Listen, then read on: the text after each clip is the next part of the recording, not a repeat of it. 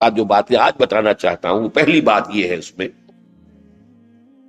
مقاصد تصوف کیا ہے، اور جو ہے وہ 100% درست، 100% مطلوب۔ اس کو دو سے میں تعبیر کرتا ہوں۔ ایک تو یہ ہے کہ انسان جہل سے نکل کر معرفت کو حاصل کر لے۔ جہل جو ہے وہ کئی قسم کا ہو سکتا ہے، ایک جہل مرکب بھی ہو سکتا ہے، ایک بسیط بھی ہو سکتا ہے۔ ایک جہل تو یہ ہے کہ آدمی اللہ اور رسول سے واقف ہی نہیں ہے، نام بھی نہیں جانتا، کفر میں ہے، الحاد میں ہے، شرک میں ہے۔ ایک یہ کہ سمجھتا ہے کہ میں جانتا ہوں، آکس کے نہ دانت و بدانت کے بدانت، یہ جہل مرکب ہے۔ جو شخص سمجھتا ہوں میں جانتا ہوں حالانکہ نہ جانتا ہوں، اس میں ہماری اکثریت مبتلا ہے کہ جن چیز کو ہم ایمان کہتے ہیں ہم نے اسے ایک عقیدے کی شکل دے کر اپنے ذہن میں پوٹلی باندھ کے رکھا ہوا ہے۔ وہ ہمارے فہم، شعور، ہماری سوچ، ہمارے ویلیو سٹرکچر کے اندر پرمیٹڈ نہیں ہے۔ اس جہل سے نکل کر معرفت، یہاں لفظ علم استعمال نہیں کرنا، علم اور شے، معرفت، پہچان، اللہ کی پہچان۔ اب اس کو یہ بھی نوٹ کر دیجئے کہ ہمارے ہاں بعض صوفیاء نے یہ بات اسی لیے کہی ہے کہ وما خلقت الجن والانس الا لیعبدون کی تعریف ہوگی، اس کی تعبیر ہوگی وما خلقت الجن والانس الا لیعرفون، میں نے جنوں اور انسانوں کو نہیں بنایا ہے مگر اس لیے کہ مجھے پہچانے۔ پہچان لیں گے تو عبادت تو کریں گے ہی، کیسے ممکن ہے نہ کریں؟ یہ تو جہل ہے جس کی وجہ سے وہ دور ہے، محجوب ہے، پردوں میں آئے ہوئے ہیں۔ اس لیے شیخ علی حجویری رحمۃ اللہ علیہ کتاب کا نام ہے کشف المحجوب۔ تم پردوں میں آ گئے ہو کہ وہ پیداست تو زیر نقابی، وہ تو ظاہر ہے، عیاں ہے، وہ ظاہر۔ ہم ہیں کہ جو محجوب ہو گئے، پردوں میں آ گئے، ہمارے اوپر سے پردے ہیں، ہماری نگاہوں پر، ہماری عقلوں پر پردے پڑے، کشف المحجوب۔ اور وہ حدیث قدسی بھی کہ جو ہمارے ہاں تصوف کے حلقوں میں، اور ویسے مفسرین اکثر و بیشتر اس کو تسلیم کرتے ہیں، سند کے اعتبار سے اگرچہ وہ قوی نہیں ہے، قلت کنزا مخفیا فاحببت ان اعرف فخلقت الخلق، میں ایک چھپا ہوا خزانہ تھا، میں نے چاہا کہ مجھے پہچانا جائے تو میں نے خلق کو پیدا کیا۔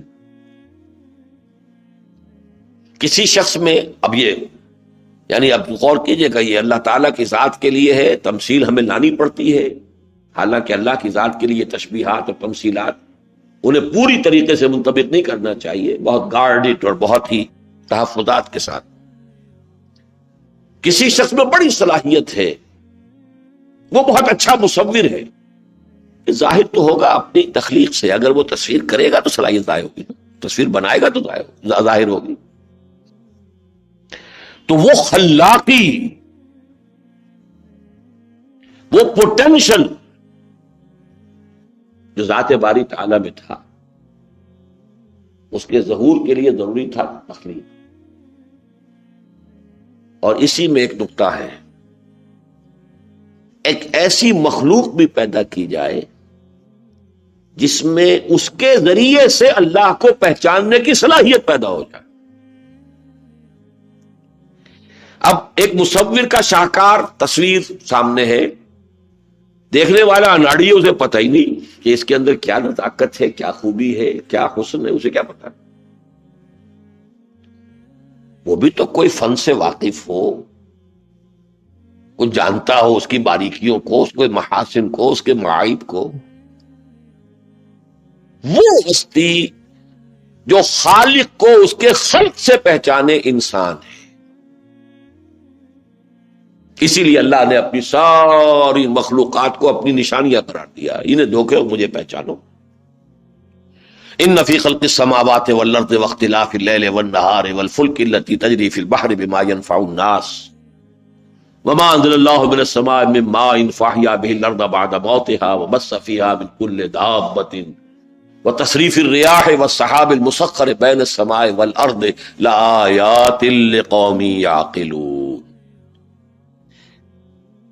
بہرحال پہلی بات یہ ہے معرفت، لیکن ایک بات اور بھی یہاں سنا دوں اس لفظ کے حوالے سے۔ حضور خود فرماتے تھے دو باتیں، ما عرفناک حق معرفتک، اے اللہ ہم تجھے نہیں پہچان پائے جتنا کہ تیرے پہچاننے کا حق۔ یہ محمد فرما رہے ہیں صلی اللہ علیہ وسلم۔ مانتے ہیں کہ ایک وہ آخری پہچان کا مرحلہ تو اس دنیا میں آ ہی نہیں سکتا، وہ تو آخرت ہی میں آئے گا، اور وہی آخری جزا ہے جو انسان کو ملے گی، دیدار الہی جس کو کہا گیا ہے۔ اہل جنت کا سب سے اونچا مرتبہ ہے۔ پھر ایک اور حدیث میں آتا ہے کہ حضور میدان حشر میں جب سب لوگ جمع ہوں گے تو آپ فرماتے لواء الحمد بیدی، حمد باری تعالیٰ کا جھنڈا میرے ہاتھ میں ہوگا، میں حمد کروں گا، اور اس روز جو حمد میں اللہ کی بیان کروں گا وہ آج نہیں کر سکتا۔ اس وقت جو معرفت کے اور جو پہلو، اس کی اور جو ڈائمنشنز مجھ پر منکشف ہو چکی ہوں گی، ظاہر بات ہے کہ اپریسیشن کی صلاحیت کے مطابق تو اپریشیٹ کریں گے نا۔ کتنی صلاحیت ہے اپریسیشن کی؟ آپ وہ صلاحیت جو آخرت میں ہوگی، میدان حشر میں ہوگی، وہ اس دنیا میں نہیں ہو سکتی۔ اسی کو سورۃ الضحیٰ میں کہا گیا وَلَلْآخِرَةُ خَيْرٌ لَكَ مِنَ الْأُولَىٰ۔ بہرحال پہلا مقصد جو ہے تصوف کا وہ ہے جہل سے نکل کر معرفت کا حصول، اور یہی وجہ ہے کہ پچھلے زمانے میں نوٹ کر لیجئے، یہ آج کا تصوف جو ہے بگڑتے بگڑتے بگڑتے جہاں آ گیا ہے وہ میں بعد میں ذکر کروں گا۔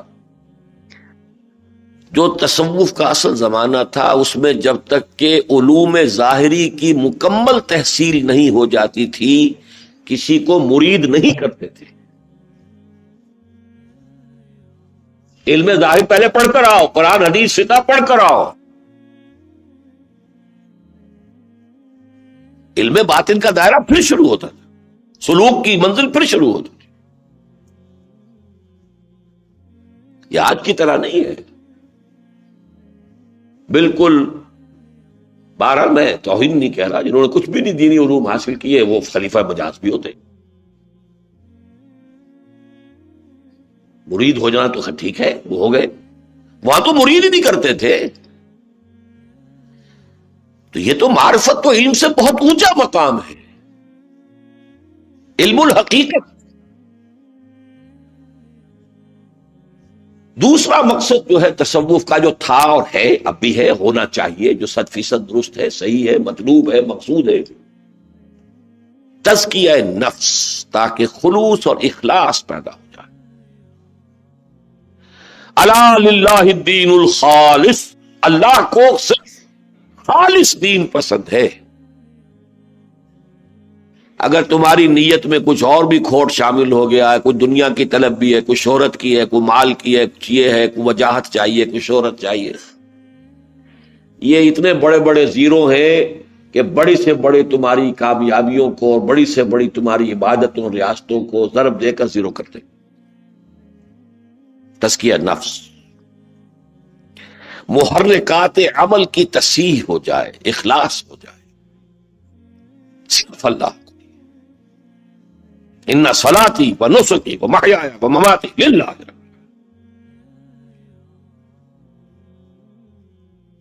اسی لیے وہ شعر کریمہ بے بخشائے برحال ماں کہ ہست مسیر کمند ہوا، یہ شہوات ہیں، خواہشات ہیں، یہ فرائیڈ کی اصطلاح میں اڈ اور لیبیڈو ہے، اینیمل انسٹنکٹس ہیں، جبلی خواہشات ہیں، تلذذ ہے، سینشول گریٹیفیکیشن، اس نے انسان کو جکڑا ہوا ہے. اس جکڑ بند سے نکلنے کی کوشش کرنا. قد افلح من زکاہا وقد خاب من دساہا. یہ جو تزکیہ نفس ہے یہ ہے اصل مقصود. اخلاص پیدا ہو جائے، عبادت میں اخلاص، اطاعت میں اخلاص، جہاد میں اخلاص، تبلیغ میں اخلاص، دعوت میں اخلاص. یہ اخلاص فی العمل پیدا کرنے کے لیے جب تک کہ انسان اپنے نفس کے ان گرفت سے آزاد نہ ہو، ہزار دام سے نکلا ہوں ایک جنبش میں، کہنا تو آسان ہے، نکلنا بہت مشکل. دبی ہوئی خواہشیں، چھپی ہوئی خواہشیں، سب کانشس مائنڈ اگر پوری طریقے سے اندر سے ان کو کچلا نہ گیا ہو، کسی وقت ایسا اڑنگا لگاتی ہے کوئی خواہش اندر سے کہ اچھے اچھوں کو چت. سورہ اعراف میں اس کی مثال ہے. فَاتْلُ عَلَيْهِمْ نَبَأَ الَّذِي آتَيْنَاهُ آيَاتِنَا. ذرا بیان کیجئے ان کے سامنے اس شخص کی مثال جس نے ہم نے اپنی آیات عطا کی تھی. بلعام بن باعور بہت بڑا عالم اور زاہد شخص. سب سے پہلے تو یہی معاملہ تھا ابلیس کا. عزازیل جن ہوتے ہوئے فرشتوں کی صف میں کیوں تھا؟ کانا من الجن، فرشتہ نہیں تھا لیکن فرشتہ صفت بن چکا تھا. اپنی روحانی ترقی میں اور اپنی علم میں اور اپنی عبادت میں اور اپنے زہد میں تب فرشتوں کے ساتھ تھا. اندر کی چھپی ہوئی ایک انانیت، انا خیر من، یہ بیماری تھی نا. انا خیر منہ خلقتنی من نار وخلقتہ من طین. میں کیسے سجدہ کروں اس آدم کو، میں اس سے بہتر ہوں. بس ختم. ابا واستکبر، تکبر کی. یہی معاملہ بلعام بن باعورہ کا، یہی معاملہ علماء یہود کا. یعرفونہ کما یعرفون ابناءہم، ایسے پہچانتے ہیں حضور کو جیسے کہ اپنے بیٹوں کو پہچانتے. کیوں نہیں مانتے؟ تکبر. سب کانشس مائنڈ کے اندر پڑی رہتی ہے چیزیں، لرکنگ بینیتھ دی کانشس لیول. کسی وقت ڈسے گا وہ کفری جو ہے،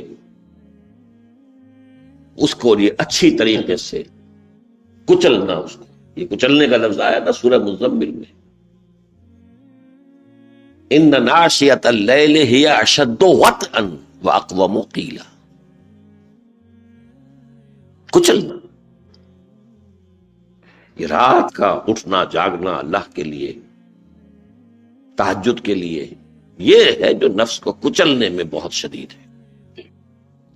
تو کچلنا تو ہے اس نے. بہرحال یہ دو مقاصد ہیں تصوف کے جو میں نے عرض کیا کہ 100% درست، 100% مطلوب و مقصود، اور خاص طور پر احیائی تحریکیں اگر اس سے خالی ہوں گی تو پھر کامیابی کا کوئی سوال نہیں.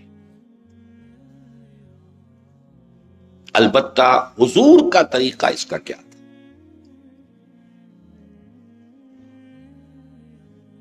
ظاہر بات ہے آئیڈیل خیر و امتی کرنی ثم الذین یلونہم ثم الذین یلونہم، آئیڈیل جماعت صحابہ. یہ بھی ہمارا یقین ہے کہ ادنا سے ادنا صحابی کا ایمان بھی بڑے سے بڑے ولی اللہ جو ہے غیر صحابی اس کے ایمان سے افضل ہے. ان کا تزکیہ کیسے ہو؟ انہوں نے معرفت کہاں سے ملی؟ یہ بات سمجھنے کی ہے.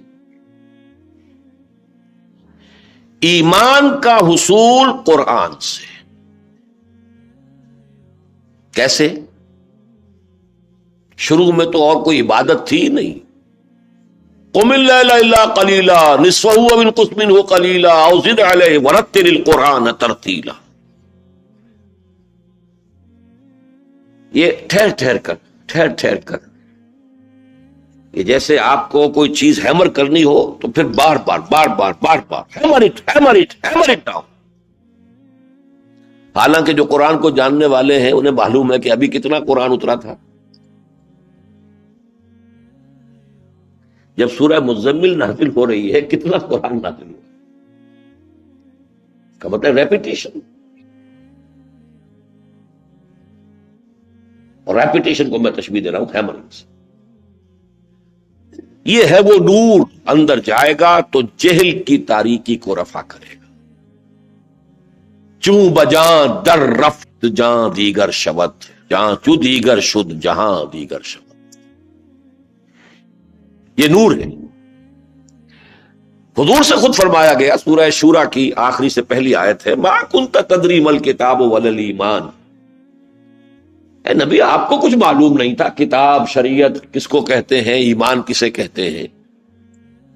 ولیکن جعلناہ نوراً ہم نے اس قرآن کو نور بنا کر آپ پر نازل کیا.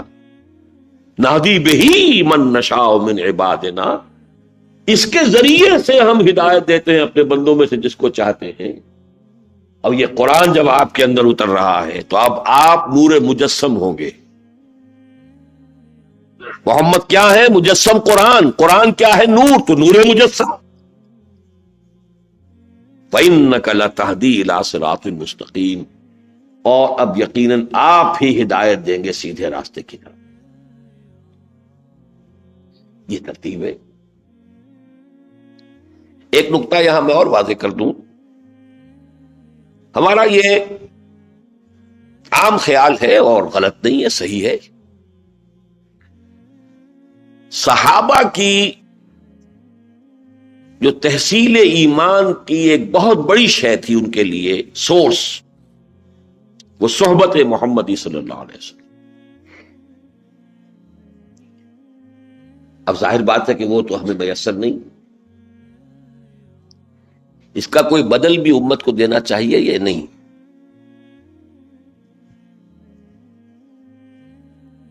جب ہم بھی مکلف ہیں محاسبہ تو ہمارا بھی ہوگا. شیطان کا نرغہ جتنا آج ہے اتنا شاید پہلے تھا بھی نہیں.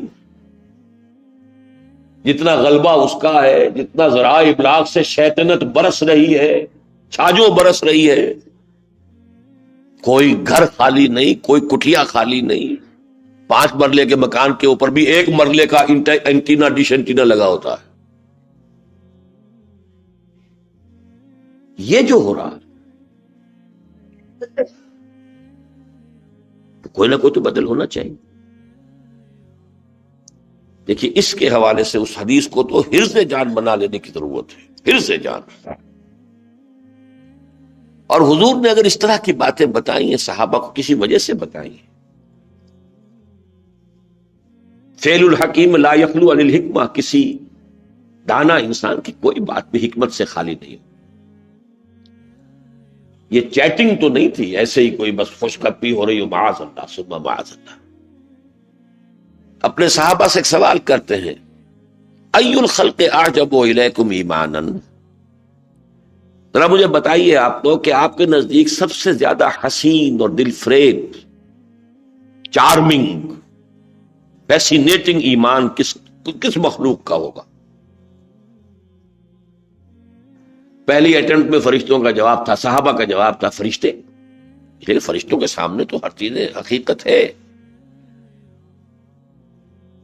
قالوا الملائکہ قال وما لهم لا یؤمنون وهم عند ربهم. وہ کیسے ایمان نہ لائے؟ وہ تو اپنے رب کے پاس ہے. رب کے پاس پہنچ کر تو ابو جہل سے بڑا مومن کوئی نہیں ہوگا. تو کمال کیا ہوا؟ سیکنڈ اٹمپٹ میں ان کا فالانبیاء، پھر انبیاء کا ایمان. اس کو بھی آپ نے ہم کہیں گے کہ ازرہ کسر نفسی کہہ لیجیے، ایک بات سمجھانی ہے. وَمَا لَهُمْ لَا يُؤْمِنُونَ وَالْوَحْيُ يَنزِلُ عَلَيْهِمْ. وہ کیسے ایمان نہ لاتے؟ ان پر تو وحی نازل ہوتی ہے. تیسری اٹمپٹ میں انہوں نے کہا فَنَحْنُ، پھر ہم ہیں، ہمارا ایمان ہے. اب آپ نے جواب دیا فَمَا لَكُمْ لَا تُؤْمِنُونَ وَأَنَا بَيْنَ أَظْهُرِكُمْ. تم کیسے ایمان نہ لاتے؟ میں تمہارے مابین موجود. ایمان کی بھٹی کے پاس بیٹھ کر بھی ایمان نہ ملتا تو پھر اب اس کے بعد آپ نے جواب دیا ان اعجب الخلق الی ایمانا لاخواننا الذین یاتون من بعدی یجدون صحفا فیہ کتاب اللہ فیؤمنون بما فیہ. میرے نزدیک تو سب سے حسین و جمیل اور فیسینیٹنگ اور چارمنگ ایمان میرے ان بھائیوں کا ہو لاخواننا ہمارے ان بھائیوں کا ہوگا یاتون من بعدی جو میرے بعد آئیں گے. مجھے تو نہیں پائیں گے. یجدون صحفا فیہ کتاب اللہ وہ اوراق انہیں ملیں گے جن میں اللہ کی کتاب ہے. یؤمنون بما فیہا تو ایمان لائیں گے اس پر کہ جو ان کے ذریعے سے ملے گی، ان اوراق ان صحیفوں کے ذریعے سے. بہرحال اس وقت میں اس تفصیل میں نہیں جا سکتا کہ اس ایمان کے قرآن سے حصول کا یہ فینومینن کیا ہے، وہ بعد میں عرض کروں گا اگر وقت نے اجازت دی. دوسری شے، ایمان کا قرآن سے حصول کے بعد اس ایمان کی مسلسل آبیاری کی بھی ضرورت ہے. یہ پودا پانی مانگتا ہے مسلسل. اس ایمان کی مسلسل آبیاری کے لیے ہے جس کا نام ہے ذکر. لیکن ذکر میں جو ترتیب ہے، نمبر ایک الذکر خود قرآن ہے. یہ ایمان پیدا کرتا بھی ہے، اسے تازہ رکھتا بھی ہے. انا نحن نزلنا الذکر وانا لہ لحافظون. پھر نماز ہے، 5 وقتہ نماز ہے. اقم الصلاۃ لذکری، یہ جامع ترین ذکر ہے اس لیے کہ اس میں ذہنی قلبی ذکر بھی ہے، عملی بھی ہے. 10 بستہ کھڑے ہیں جھکے ہوئے، پھر رکوع میں گئے ہیں، پھر سجدے میں گئے ہیں. یہ ذکر بالجوارح ہو رہا ہے، اپنے وجود کے ساتھ، اپنے اعضاء کے ساتھ. تیسرا ذکر ہے ادعیاء مسنونہ اور اوراد مسنونہ. وہ دعائیں جو حضور زندگی کے ہر عمل کو کرتے. آئینہ دیکھا ہے تو دعا، کپڑے بدلے ہیں دعا ہے، صبح اٹھے ہیں دعا ہے، آنکھ کھلتے ہی الحمدللہ الذی احیانی بعد ما اماتنی والیہ النشور. بیت الخلاء میں داخل ہو رہے ہیں دعا ہے، باہر نکلے ہیں دعا ہے. کوئی عمل ہے ہی نہیں جس کے ساتھ دعا نہ ہو.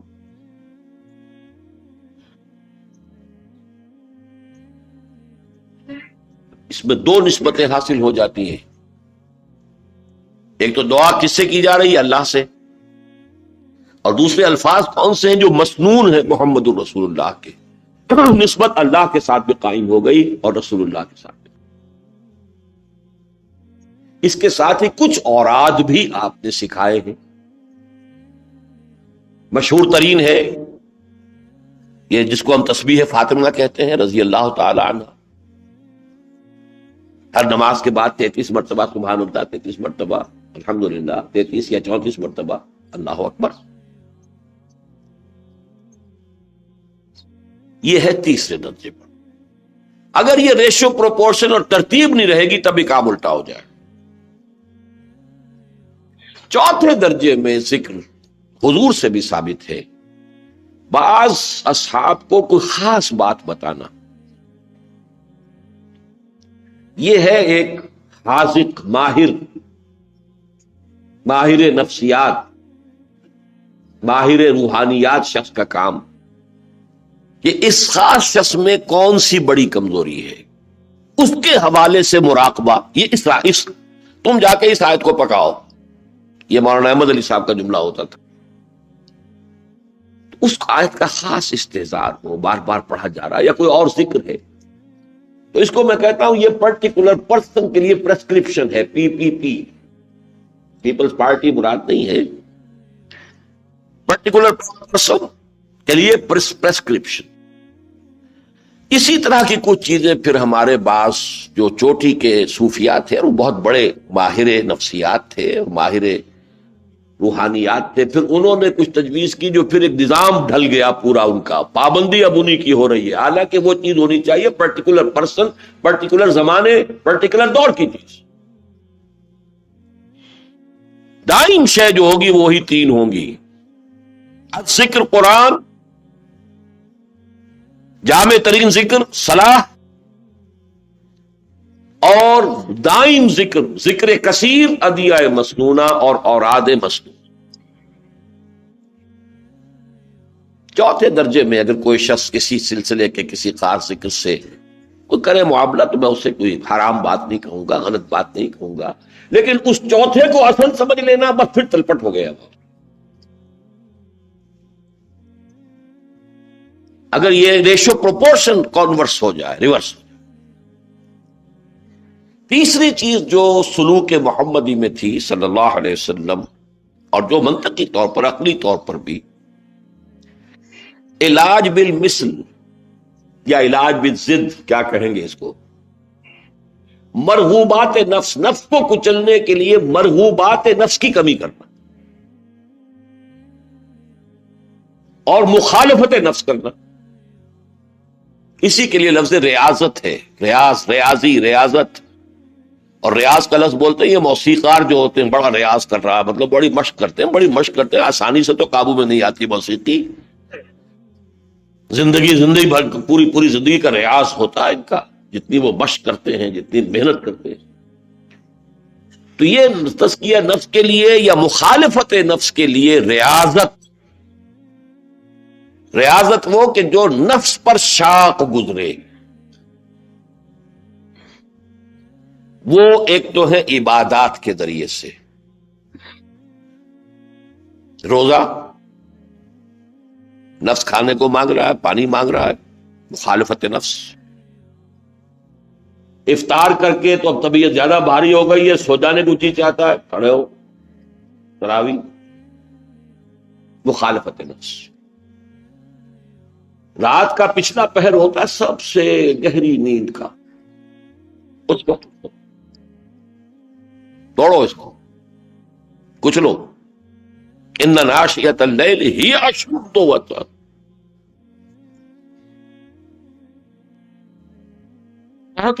میں ہو مریض تو اس مریض کا معاملہ بھی یہ ہوتا ہے کہ اس پچھلے پہر میں آ کے رات کو کچھ نہ کچھ آرام سکون ہو جاتا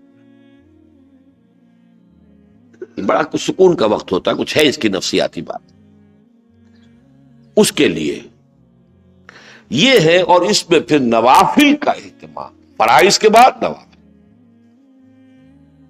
اور دوسری چیز مخالفت نفس میں سب سے زیادہ مؤثر شے جہاد فی سبیل اللہ، دعوت اللہ اور اقامت دین کی جد و جہد میں لوگوں کی مخالفت، لوگوں کی گالیاں، لوگوں کے تانے، لوگوں کا بائیکاٹ، لوگوں کی طرف سے پرسیکیوشن، جان اور مال کا نقصان۔ اور جب جہاد فی سبیل اللہ، قتال فی سبیل اللہ بن جائے تو نقد جان ہتھیلی پر رکھ کر میدان میں آ جانا، یہ مخالفت نفس کا سب سے مؤثر ذریعہ۔ اس لیے کہ نفس انسانی کا سب سے پورٹنٹ جو ہے محرک، سب سے important instinct preservation of the self ہے، پھر پریزرویشن آف دی اسپیشیز ہے، جس کے لیے سیکس ہے۔ آدمی اپنی جان دینے کے لیے تیار ہے، یہ مخالفت نفس کی انتہا ہے۔ پھر ظاہر بات ہے کہ وہ گھر کا آرام تو نہیں ہے، ہر وقت جنگ نہیں ہو رہی ہے، مارکا نہیں بھی ہے، بدر کے لیے نکلے ہیں، سفر کی مشقت ہے، راشن کی کمی ہے، رسد نہیں ہے، آرام نہیں ہے، اور آخری درجے میں آ کر کھڑے ہو گئے ہیں۔ تو بہرحال جو بھی جنگ میں جاتا ہے وہ موت کا، وہ ایک دفعہ تو گویا کہ اس کو ذہناً قبول کرتا ہے تو جاتا ہے، اس کے بعد واپس آ جانا تو نافلۃ لک کے درجے میں ہے۔ یہ جہاد فی سبیل اللہ اور یہ دعوت اللہ، دعوت اللہ کے نتیجے میں کیا ہوگا؟ طنز ہوگا، استہزاء ہوگا، تبصر ہوگا، مذاق اڑایا جائے گا۔ جب محمد رسول اللہ جیسی شخصیت کو، کہ جن سے زیادہ عزیز اور محبوب انسان مکے والوں کو کوئی نہیں تھا، الصادق الامین کا خطاب ان کو دیا انہوں نے. شاعر ہیں، مجنون ہو گئے ہیں، دماغ خراب ہو گیا ہے، جھوٹ بولتے ہیں، کذاب ہیں، اور یہ کسی سے ڈکٹیشن لیتے ہیں. کوئی اجمی غلام انہوں نے گھر میں بند کیا ہوا ہے، اس سے یہ سیکھ کر آتے ہیں اور ہم پر دھوس جماتے ہیں کہ مجھ پر وحی آ رہی ہے. یہ ساری باتیں سننی پڑ رہی تھی محمد رسول اللہ، اور دل زخمی ہوتا تھا. ایسا نہیں ہے کہ اثرات نہ ہوتے ہوں. آپ کے صاحبزادے حضرت ابراہیم کو جب دیکھا ہے آپ نے نزع کے عالم میں تو آنکھوں میں آنسو آئے ہیں. ایک حساس قلب تھا محمد کا صلی اللہ علیہ وسلم، کوئی پتھر کا ٹکڑا تو نہیں تھا، نہایت حساس سب کچھ. اور اللہ تعالیٰ کو اسی لیے دل جوئی کے لیے آیات نازل فرمانی پڑی نا. نون والقلم وما یسطرون ما انت بنعمت ربک بمجنون. اے نبی آپ کیوں خامخواہ ملول و غمگین ہوتے ہیں؟ ان کے کہنے سے کوئی آپ مجنون تو نہیں ہو جائیں گے. وَلَقَدْ نَعْلَمُ أَنَّكَ يَضِيقُ صَدْرُكَ بِمَا يَقُولُونَ. اور ہمیں خوب معلوم ہے کہ آپ کا سینہ بھیجتا ہے ان باتوں سے کہ جو یہ کر رہے ہیں. فَاصْبِرْ عَلَى مَا يَقُولُونَ. لیکن صبر کیجیے، جھیلیے، برداشت. پھر جیسے جیسے بات آگے بڑھی، فزیکل پرسیکیوشن، پھر فاقے بھی آ رہے ہیں. پھر 3 برس کی حضور کی قید سمجھ لیجئے شیب بنی ہاشم میں. فاقوں کا وہ عالم ہے، سوکھے چمڑے ابال ابال کر اس کا پانی ٹپکایا جا رہا ہے بچوں کے حلق میں، یہ غذا بن رہی ہے. کبھی کسی نے جان ہتھیلی پر رکھ کر، حکیم بن حزام رضی اللہ تعالی عنہ حضرت خدیجہ کے قریبی عزیز تھے، وہ کبھی پہاڑ کے چوٹی کو کراس کر کے، اس لیے کہ گھاٹی کے دونوں طرف پہرا تھا. گھاٹی وہی ہوتی ہے، 2 پہاڑ ہیں، اس کے درمیان ہے، اور ادھر بھی ایک منہ ہے، اس کا ادھر بھی ایک منہ ہے. فَلَقْتَحَمَ الْعَقَبَةَ. عقبہ کس کہتے ہیں؟ شعیب اور عقبہ. اب اگر کوئی پہاڑ کے اوپر سے اتر کر اور پھر کچھ پہنچا دے تو پہنچا دے، کچھ کھانے کے لیے ہو جا، ورنہ ممکن نہیں. 3 برس. یہ ہے مخالفت نفس. اس سے زیادہ پورٹنٹ اور کون سی مخالفت نفس ہوگی؟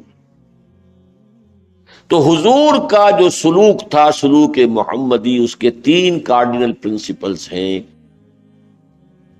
حصول ایمان بذریعہ قرآن، ایمان کی آبیاری بذریعہ ذکر، ذکر میں پھر اولاً قرآن، پھر نماز، پھر ادعیاء اور آدھے معصورہ مسنونہ، اور مخالفت نفس. اور مخالفت نفس میں ریاضتیں، عبادتیں، ان میں فرض کی جگہ اہم ترین، اور پھر نوافل. اور نمبر 2 جہاد فی سبیل اللہ، دعوت و اقامت دین کی جد و جہد کے موانع اور رکاوٹیں، اور اس میں ایثار اور قربانیاں، اور اس میں مشقتیں اور محنتیں اور تکلیفیں اور مصائب جھیل کر اس میں ثابت قدم رہنا. یہ ہے سلوک محمدی صلی اللہ علیہ وسلم کے 3 کارڈینل پرنسپلز.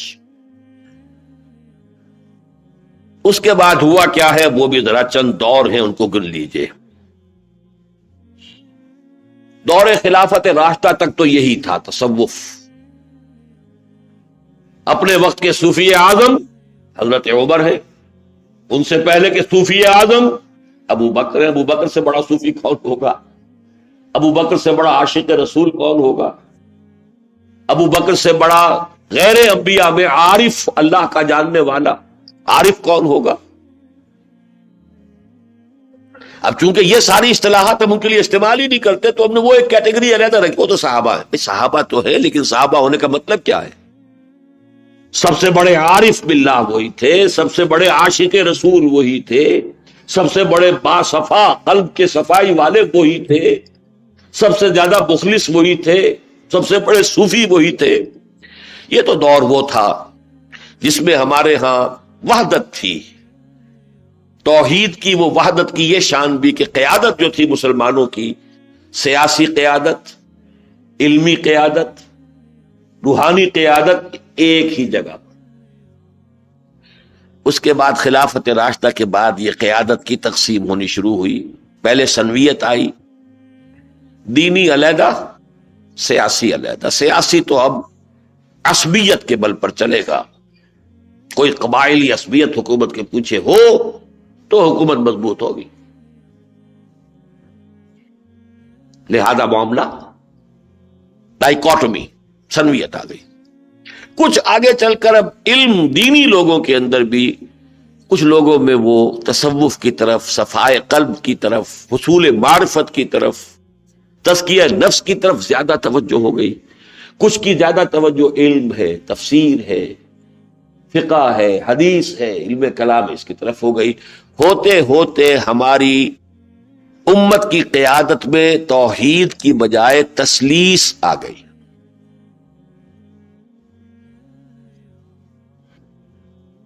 اسی کو عبداللہ ابن مبارک نے کہا تھا رحمت اللہ علیہ تابع تابعین کے زمانے میں، وما افسد الدین الا الملوک واحبار الصوئ ورہبانها۔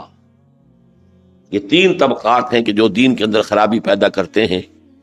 بادشاہ، وہ سیاسی اور عسکری قیادت ہو گئی۔ علماء سو، یہ علمی قیادت ہے، ان میں سے جو برے لوگ ہیں علماء حقانی علیحدہ ہیں، علماء سو، اور دوسرے وہ صوفیہ جو دنیا پرست ہیں، دکھاوے کے صوفی بنے ہوئے ہیں، حصول دنیا کا ذریعہ بنایا ہے۔ اور یہ ابھی تبع تابعین کا دور ہے، تھرڈ جنریشن ہے ابھی صرف حضور کے بعد، اور اس میں بھی کیفیت کیا ہو گئی تھی کہ یہ شعر کہنا پڑ رہا ہے۔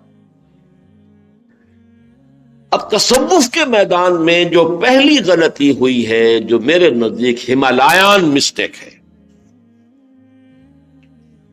کہ ایک مجہول الاصل لفظ اصطلاح کو اس کا عنوان بنا دیا گیا۔ تصوف یہ لفظ تو نہ قرآن میں آیا نہ حدیث میں آیا، یہاں تک کہ تصوف کے بڑے سے بڑے حامی بھی یہ نہیں کہہ سکتے کہ اس کے بارے میں یقین سے معلوم ہے کہ کس لفظ سے بنا ہے۔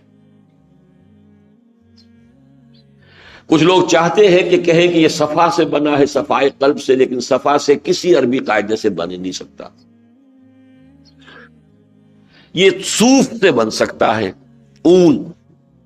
اور اس میں ایک بات معلوم ہوتی ہے کہ ابتدائی زمانے کے جو یہ جن کے طبیعت میں فقر کا غلبہ تھا، ویسے مسلمانوں میں جو ہے بڑی اب خوشحالی آ گئی تھی تو کپڑے اچھے پہنتے تھے، کاٹن، رومی کتان، آج بھی آپ کو معلوم ہے کہ اب کاٹن جو ہے سب سے مہنگا لباس ہے پہننے کے لیے، تو رومی کتان جو ہوتی تھی وہ ایک بہت اعلیٰ شے ہوتی تھی، بہت نرم بھی، بہت عمدہ۔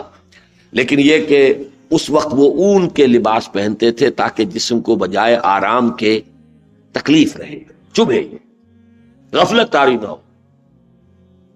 اگر اون کی کوئی گدڑی جو ہے وہ پہنی ہوئی ہے پشمینہ پوش، جس کو اقبال نے کہا صوفیے پشمینہ پوش، صوفیے پشمینہ پوشے حال مست، از شراب نغمہ قوال مست۔ تو پشمینہ پوش تو ایک تو لفظ سے بنتا ہے، یا ایک اور خیال ہے کہ یہ اصل میں یونان کا جب تہذیب آئی ہے، ثقافت آئی ہے، تو صوفی، یہ صوفی کا لفظ جو ہے یونانی زبان میں حکمت کے لیے، تھیوسوفی، فلسفی، فلسفی آف لاجک، حکمت منطق، یہ فلسفی ہے۔ تھیوسوفی، حکمت مذہب، تو حکمت، کیونکہ وہ معرفت اور حکمت یہ ان حضرات کی بہرحال ایک دلچسپی تھی اور تصوف کے مقاصد میں تھا، لہذا وہ صوفی کا لفظ شاید آیا ہے، واللہ عالم، میں یقین سے نہیں کہہ سکتا۔ لیکن اسے ہمالائن مسٹیک میں اس لیے کہہ رہا ہوں کہ جو دین کی، قرآن کی، حدیث کی اصل اصطلاح تھی احسان، اس کے لیے یہ حجاب بن گئی۔ احسان کا لفظ آج اچھے پڑھے لکھے مسلمان بھی نہیں جانتے کہ احسان کس شے کو کہتے ہیں۔ یہی معلوم ہے کہ کسی کے ساتھ بھلائی کر دینا، کسی کی تکلیف رفع کر دینا، یہ احسان ہے۔ احسان اسلام وہ کیا ہے وہ میں بعد میں عرض کروں گا۔ لیکن ابتدائی دور میں معرفت کا معاملہ بھی یہ تھا کہ قرآن سے اور سنت سے، یہی ذریعہ تھا ابتدائی دور کے صوفیاء کا معاملہ، اور عمل صالح اور ریاضت بھی تھی تو عبادات کے ذریعے سے، اس میں کثرت، اس میں نوافل۔ البتہ جہاد فی سبیل اللہ کا معاملہ اس معنی میں اب کم ہوتا گیا۔ کیوں ہوتا گیا یہ بھی سمجھ لیجئے۔ اسلامی حکومت رفتہ رفتہ ملوکیت میں بدل گئی. اب ہے ملوک، ہے مسلمان. اب جو جہاد وہ کر رہے ہیں وہ جہاد اصل میں فی سبیل اللہ نہیں ہے، اپنی مملکت کو بڑھانے کے لیے کر رہے ہیں. ریونیوز زیادہ ہوں، زیادہ بڑا محل بنے، زیادہ بڑے شان و شوکت سے رہے. بادشاہ کا تو مقصد یہ ہے.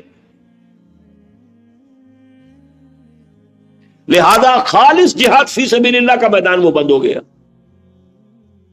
اب تو فوج ہے، فوجی ہے، اسٹینڈنگ آرمیز ہے، ایک پیشہ بن گیا. کہاں وہ جہاد فی سبیل اللہ، وہ کوئی پیشہ تو نہیں تھا. غرض ہو اللہ کے دین کی خدمت اور عصمت، ذاتی کوئی مقصد آ گیا تو جہاد فی سبیل اللہ کہاں رہا، وہ تو زیرو سے ضرب کھا گیا.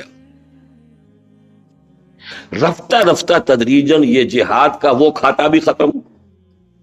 وہ تو بادشاہوں کی سول سروس ہے، ملٹری سروس ہے بادشاہوں کی، اور اس کا حاصل کیا ہے؟ زیادہ بڑی بادشاہ.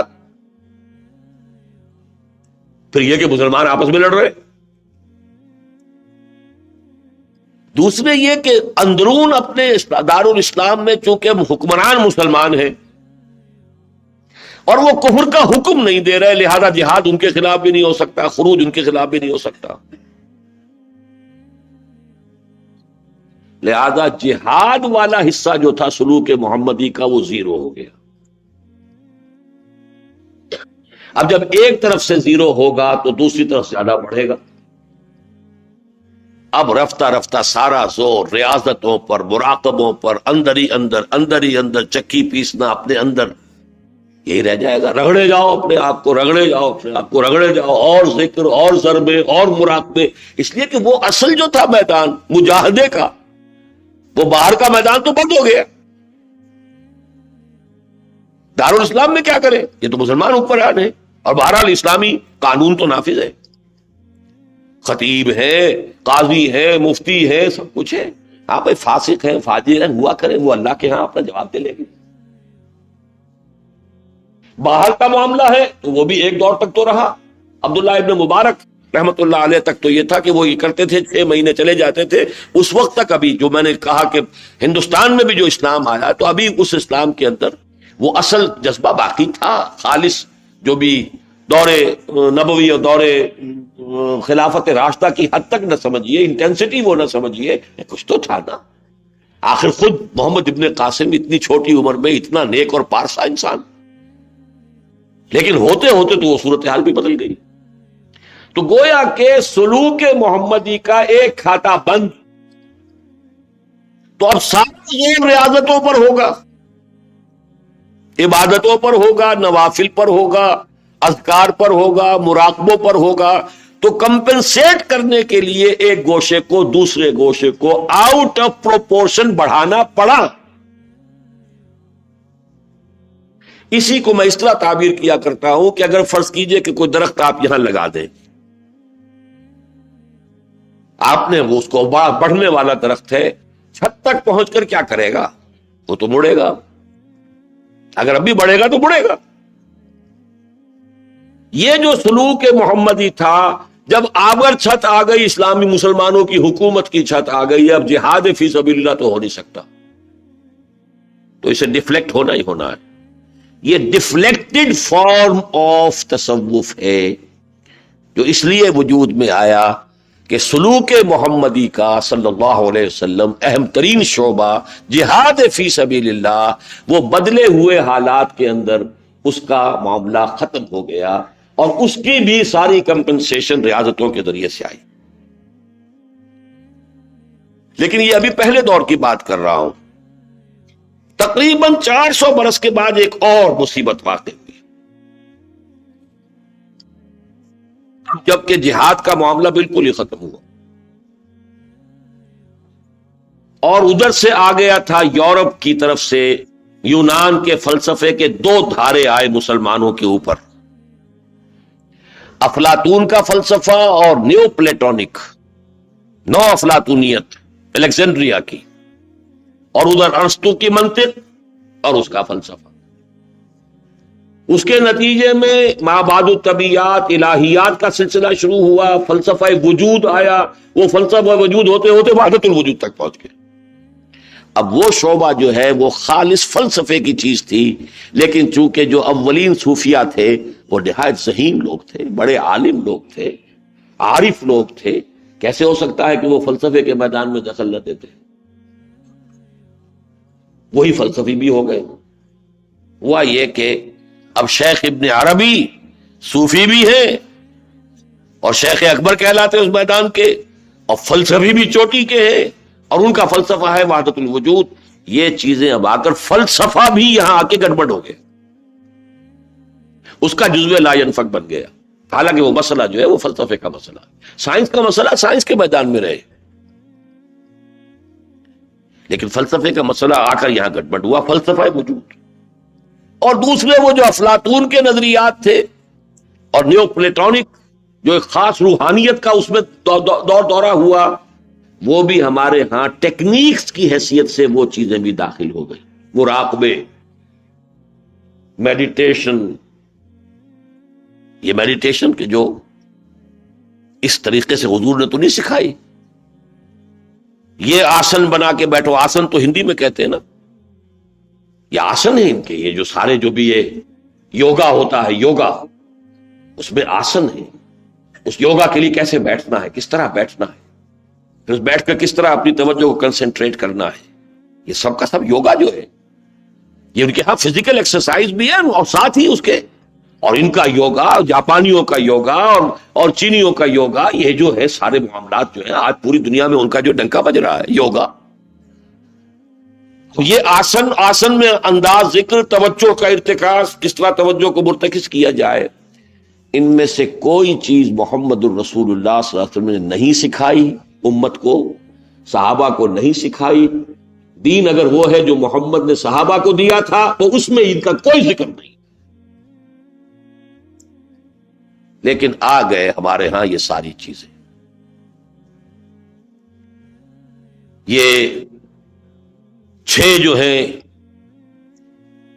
انسان کے اندر جو لطائف ہیں، 3 کی حد تک تو مجھے قرآن میں ان کا ذکر ملتا ہے، نفس، قلب اور روح۔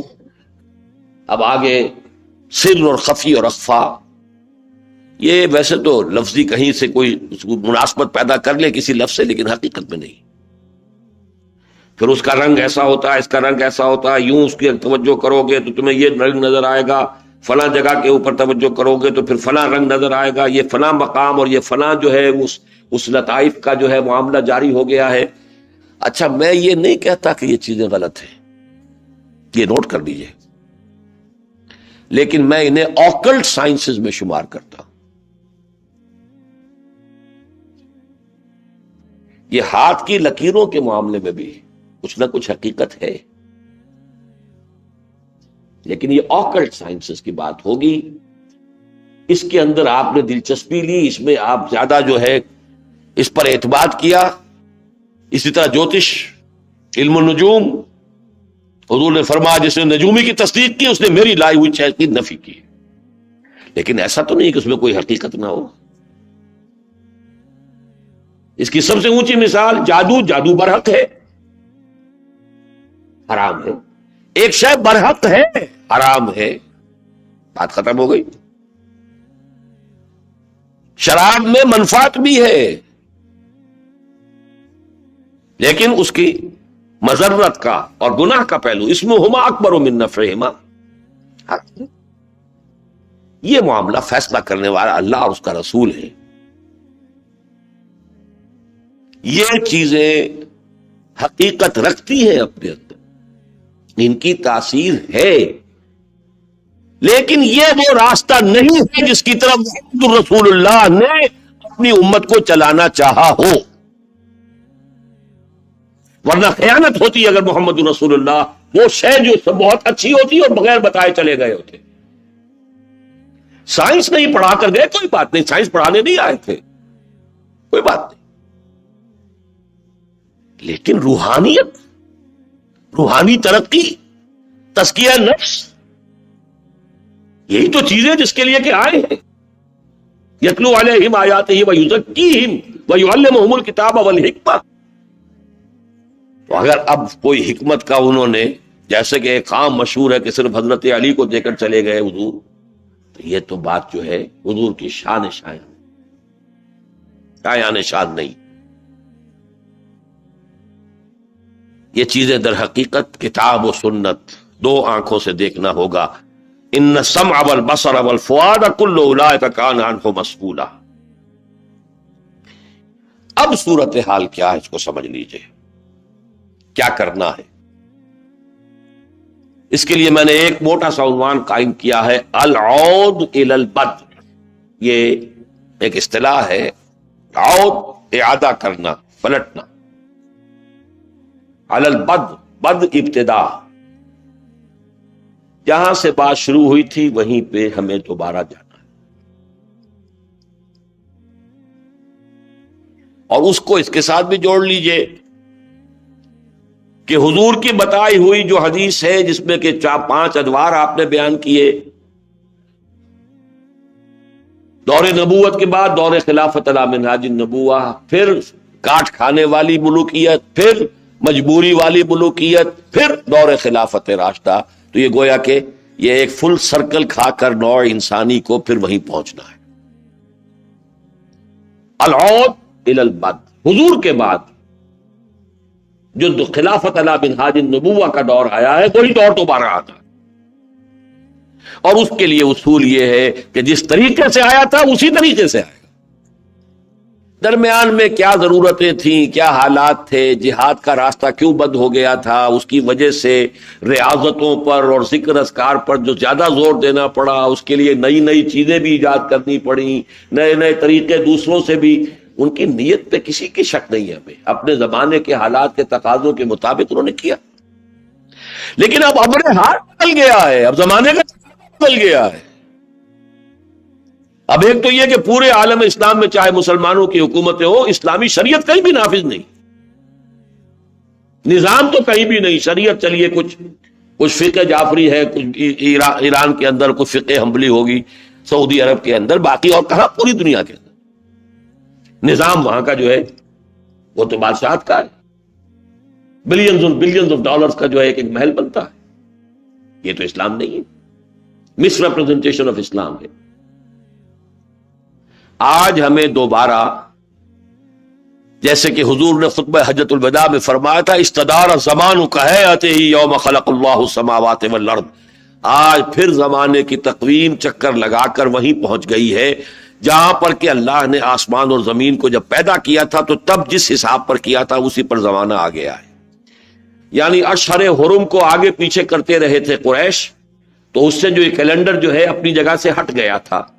لیکن یہ کہ ہٹتے یہ چکر کھا کے اب جو حج ہوا ہے سن 10 ہجری کے اندر، آپ نے فرمایا کہ ٹھیک کیلنڈر جو ہے، جو اس دن کا کیلنڈر ہے جس دن کا میں اللہ نے آسمان و زمین کی تخلیق کی ہے، اسی کیلنڈر پر آ گیا. اس وقت سے اب تک چلا آ رہا اللہ کے فضل سے. تو ہمیں اس العود الی البد کے لیے اور اسی خلافت علی منہاج النبوت کے نظام کو دوبارہ دنیا میں قائم کرنے کے لیے ہمیں یہ کرنا پڑے گا کہ تصوف کا بھی سلوک محمدی والا راستہ اختیار کریں. اسی طرح وہی جس کی طرح میں بیان کر چکا ہوں، ایمان نظریہ قرآن، ذکر اولا قرآن کے ذریعے، پھر نماز اور ادعیہ اور عاد مسنونہ کے ذریعے، ریاضت عبادات کے ذریعے، اور اس میں فرض کی اہمیت اور اصل مخالفت نفس، ایثار، قربانی، انفاق، مال لگاؤ، اپنی سٹینڈرڈ آف لیونگ کو کم کرو اور کم کرو اور کم کرو، ایثار کرو، انفاق کرو، خرچ کرو، لگاؤ، وقت لگاؤ گے تو آمدنی کم ہوگی، اور جو بھی آمدنی ہے اس میں سے بھی لگاؤ، اس میں سے بھی خرچ کرو. یہ ہوگا علاج. یہ ہے مخالفت نفس کے جس کے ذریعے سے تزکیہ نفس ہوگا. یہ ہے سلوک محمدی صلی اللہ علیہ وسلم. اب میں چاہتا ہوں کہ تھوڑے سے وقت میں یہ احسان اسلام آپ کو بتا دوں. دیکھیے حدیث جبرائیل اور جو چند آیات میں نے شروع میں تلاوت کی تھی ان کے حوالے سے یہ احسان اسلام کی بات سمجھ لیجیے. سلوک محمدی تک تو ہم پہنچ گئے صلی اللہ علیہ وسلم. لیکن چونکہ یہ لفظ یا یہ اصطلاح اس اعتبار سے قرآن حدیث میں تو نہیں آئی ہے، قرآن حدیث میں کون سی اصطلاح آئی ہے؟ میرا اصول یہ ہے کہ کوئی مروجہ اصطلاح کو تو آپ استعمال کیجئے شروع میں بات کو سمجھانے کے لیے، سلوک کا لفظ سب کو معلوم ہے، طریقت کا لفظ معلوم ہے، اس کو استعمال کیجئے۔ سلسلے کا لفظ تھا، سید صاحب نے، سید احمد بریلوی نے سلسلہ محمدیہ کہہ دیا، سلسلہ چشتیہ، سلسلہ قادریہ، سلسلہ نقشبندیہ، سلسلہ سہروردیہ، سلسلہ محمدیہ۔ چلیے، تاکہ وہ جو ذہنوں کے اندر ایک بات بیٹھی ہوئی ہے ابلاغ اسی کے حوالے سے ہو جائے، اس لیے پہلے میں لایا ہوں تصوف سے سلوک محمدی تک، لیکن سلوک محمدی بھی قرآن کی اصطلاح نہیں ہے، سلسلہ محمدی بھی قرآن کی اصطلاح نہیں ہے۔ قرآن کی اصطلاح کیا؟ اس کے لیے ایک تو دیکھیے یہ جو میں نے شروع میں آیت آپ کو سنائی، سورۃ النساء کی آیت نمبر 136 ہے، یا ایھا الذین آمنوا آمنوا باللہ ورسولہ والکتاب الذی نزل علی رسولہ والکتاب الذی انزل من قبل، اے ایمان لاؤ اللہ پر اور اس کے رسول پر۔ اس سے صرف ایک بات اس وقت نکال لیجئے، جیسے کہ ہم الجبرے کے سوالات حل کرتے تھے، ایک نتیجہ نکل گیا، ایک لگا لیا وہاں، دوسرا یہ ہوا، اب پھر ایک اور دو کو جمع کریں گے، نتیجہ نکالیں۔ ایمان کے بہت سے مراتب ہیں، بہت سے مراحل ہیں۔ اے ایمان والو ایمان لاؤ، کسی درجے میں ایمان تمہیں حاصل ہے تبھی تو کہا جا رہا ہے ایمان والو، لیکن کسی درجے میں حاصل نہیں ہے، ایمان لاؤ۔ اب اس کو واضح کیا سورہ حجرات میں۔ ایک ایمان وہ ہے کہ جو اسلام کا رکن اول ہے، یعنی اقرار باللسان، شہادت۔ قالت الاعراب آمنا قل لم تؤمنوا ولکن قولوا اسلمنا، یہ بدو دعویٰ کر رہے ہیں ہم ایمان لے آئے، نبی ان سے کہہ دیجئے تم ایمان ہرگز نہیں لائے ہو، بلکہ یوں کہو کہ ہم اسلام لے آئے ہیں، ہم مسلمان ہو گئے ہیں، ہم نے اطاعت قبول کر لی ہے۔ ولما يدخل الایمان فی قلوبکم، ابھی تک ایمان تمہارے دلوں میں داخل نہیں۔ اسی لیے وہ حدیث ہے بنی الاسلام علی خمس، اسلام کی بنیاد 5 چیزوں پر ہے، شہادت اللہ الہ الا اللہ وان محمد رسول اللہ واقام الصلاۃ وایتاء الزکوٰۃ وصوم رمضان وحج البیت۔ یہ ہے اقرار باللسان والا ایمان، یہ پہلا ایمان ہے جو اسلام کا رکن اول ہے۔ دوسرا ایمان ہے تصدیق بالقلب، ولما يدخل الایمان فی قلوبکم، جب ایمان دلوں میں داخل ہو جائے اور داخل ہو کر جاگزیں ہو جائے، قلب کو منور کر دے۔ چنانچہ اسی صورت میں وہ الفاظ ہیں صحابہ کے لیے، وَلَٰكِنَّ اللَّهَ حَبَّبَ إِلَيْكُمُ الْإِيمَانَ وَزَيَّنَهُ فِي قُلُوبِكُمْ،